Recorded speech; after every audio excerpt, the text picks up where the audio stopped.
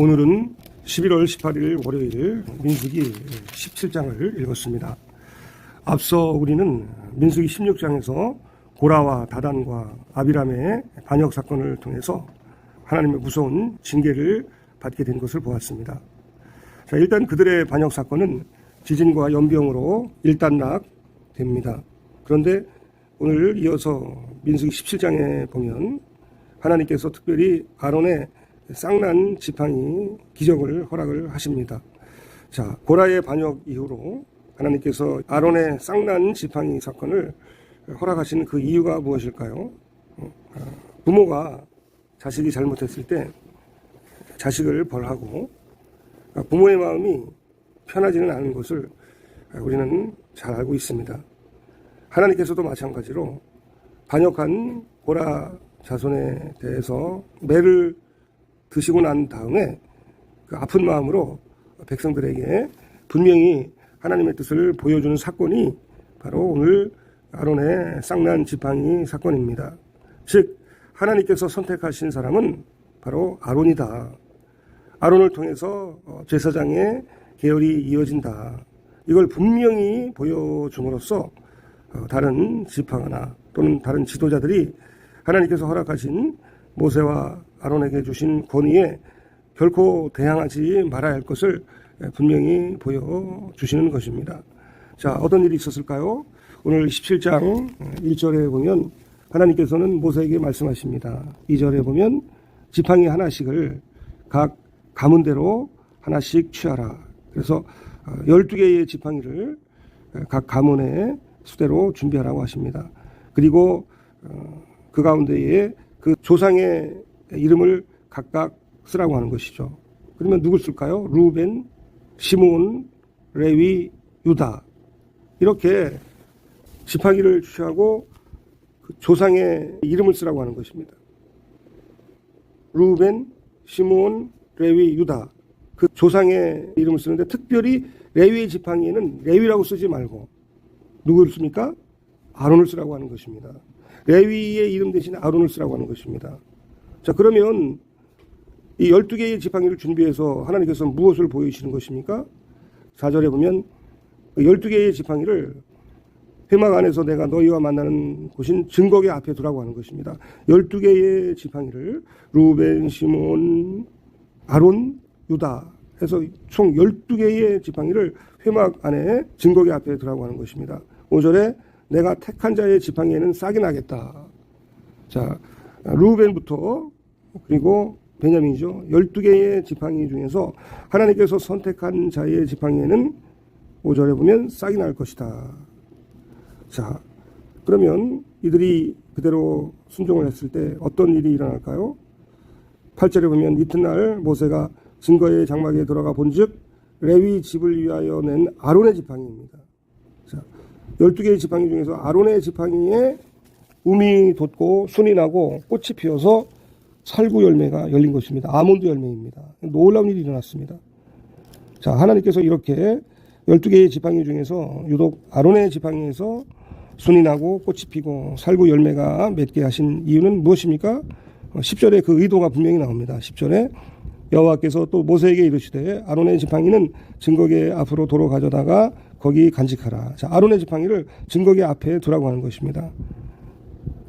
무슨 의미입니까? 반역한 자에 대한 표징이 되게 하는 것입니다. 그들로 내게 대한 원망을 그치고 죽지 않게 하는 것입니다. 즉 민수기 16장에서는 하나님께서 세우신 모세와 아론의 권위에 대해서 루벤 지파를 비롯한 다른 지도자들이 거스르잖아요. 더 이상 그렇게 하지 말라고 하는 것입니다. 원망하지 말라고 하는 것입니다. 하나님께서 선택한 사람은 바로 아론이라고 하는 것입니다. 레위 지파를 대표하는 아론을 통해서 하나님의 역사가 일어난다고 하는 것입니다.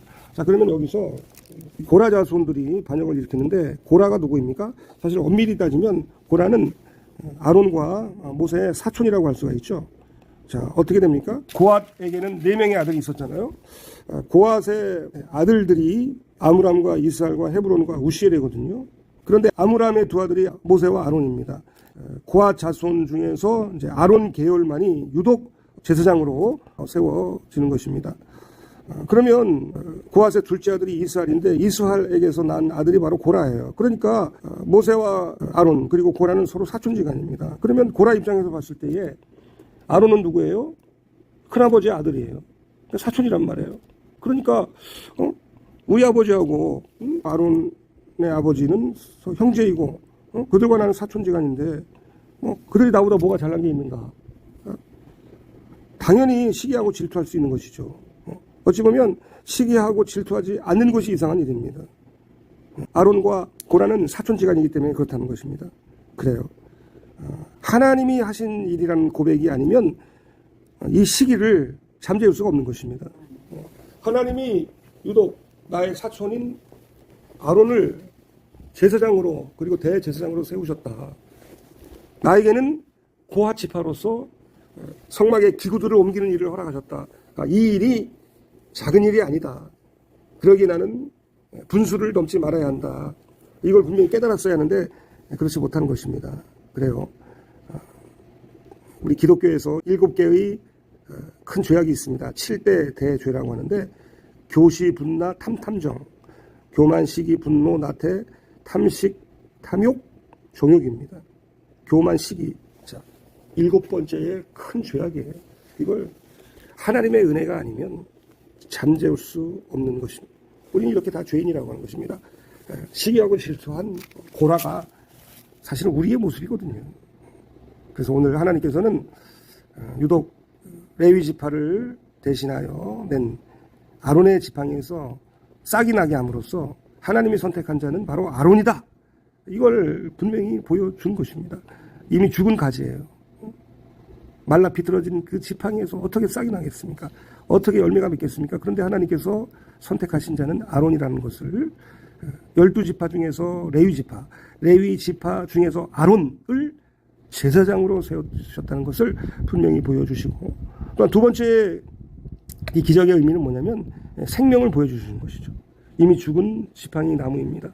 이미 뻣뻣하게 굳어버리고 말라버린 나무에서 어떻게 생명이 나옵니까? 그런데 하나님의 놀라운 능력으로 살구나무가 열렸어요. 무슨 의미입니까? 레위 지파, 제사장, 대제사장, 바로 예수 그리스도를 의미하는 것입니다. 제사장은 아론에게서 나오거든요. 모든 제사장이 아론 계열에서 나옵니다. 예수 그리스도가 대제사장으로서 하나님과 인간 사이에서 중보사역을 함으로써 살리시는 역사를 우리에게 행하셨습니다. 결국 중보사역은 생명을 주는 사역입니다. 제사장의 사역, 대제사장의 사역은 죽은 자를 살리시는 생명의 사역이거든요. 그래요. 이 생명의 사역이 다른 지파가 아닌 오직 아론에게서 제사장을 통해서 예수 그리스도를 통해서 살리실 것을 구원론적 차원에서 부활의 첫 열매가 되시잖아요. 예수님이 부활의 첫 열매가 되시는 생명을 주시는 분으로 아론의 지팡이에서 싹이 나게 하는 것을 통해서 보여주는 것입니다. 자, 이러한 놀라운 하나님의 기적을 보았을 때에, 그런데 참 재미있는 것은 12절과 13절에 있는 백성들의 반응입니다. 자, 백성들이 뭐라고 합니까? 12절을 한번 읽어볼까요? 이스라엘 자손이 모세에게 말하여 이르되 보소서 우리는 죽게 되었나이다. 망하게 되었나이다. 다 망하게 되었나이다. 가까이 나아가는 자 곧 여호와의 성막에 가까이 나아가는 자마다 다 죽사오니 우리가 다 망하여야 하리이까? 자, 이게 백성들의 반응이에요. 자, 백성들의 반응은 이게 무슨 말일까요? 얼핏 보면 이들이 모세의 말을 듣고 회개한 것처럼 보입니다. 야, 이제 우리가 다 죽게 되었구나. 우리가 다 이제 죄로 인해서 멸망하게 되었구나. 일견 이들이 회개한 것처럼 보이지만 자세히 보면 이것은 회개한 것이 아니라 하나님의 말씀에 대하여, 경고에 대해서 대성통곡을 하면서 엉뚱한 반응을 보이는 것입니다. 이것은 여호와의 성막에 나아가는 자는 아론이라는 것을 분명히 말씀해 주시는 거거든요. 그런데 이들이 아론의 후손도 아닌데 제사장도 아닌데 여전히 이들의 마음 중심에는 자신들이 성막에 나아갈 수 있다고 하는, 굳이 하나님께서 선택하신 아론이 아니더라도 우리들도 성막에 나아갈 수 있는 거 아닌가? 우리들도 이런 권위가 있는 거 아닌가? 이런 잘못된 생각이 있었기 때문에 자신들이 죄를 뉘우치고 회개하는 것처럼 보이지만, 그러나 오히려 그렇게 자신들이 원하는 대로 하지 못할 것에 대해서 불평하고 원망하는 것을 보여주는 것입니다. 즉 굳이 아론이 아니라 우리도 얼마든지 성막에 나아갈 수 있는 거 아닌가? 이런 생각을 했다고 하는 것이죠. 그런데 그런 생각을 했었는데 하나님께서 이제 아론만이 하나님 앞에 나아갈 수 있다는 것을 이제 분명히 보여줌으로써 이들이 어찌 보면 실망을 하는 거예요. 그래서 이런 엉뚱한 반응, 마치 회개하는 것 같지만 사실은 자신들이 원하는 대로 할 수 없다는 것에 대한 그 실망감과 절망으로 이들은 이제 망하게 되었구나 하면서 회개가 아닌 원망을 하게 되는 것입니다. 말씀을 정리합니다. 모세와 아론의 권위는 하나님으로부터 나온 것입니다. 그러나 백성들은 여전히 회개하지 않고 어찌 보면 징글징글하게 불순종하는 모습이 바로 나의 모습이라고 할 수가 있습니다. 오늘 이 17장 아론의 지팡이에서 쌍이 난 놀라운 기적에도 불구하고 여전히 백성들은 자신들의 뜻대로 원대로 소원대로 마음대로 되지 않는 것에 대해서 불평하고 원망하며 통곡을 합니다. 이게 어찌 보면 우리들의 모습입니다. 그러기에 어제 우리가 주일 오전 설교를 통해서 보았듯 죄악으로 가득한 우리를 구원하실 분은 바로 하나님 한 분이고 우리 주 예수님이라고 하는 것입니다. 우리에게는 도저히 다른 방법으로는 구원이 있을 수 없어요. 구원과 소망과 영광은 오직 하나님 한 분밖에 없다고 하는 것입니다. 우리의 이 죄성으로는 스스로 구원을 이룰 수가 없고 우리의 이 죄로 가득한 모습으로는 하나님 앞에 결코 나아갈 수 없기에 나의 영혼아 잠잠히 하나님만 바라라. 무릇 나의 소망이 그로부터 나오는도다.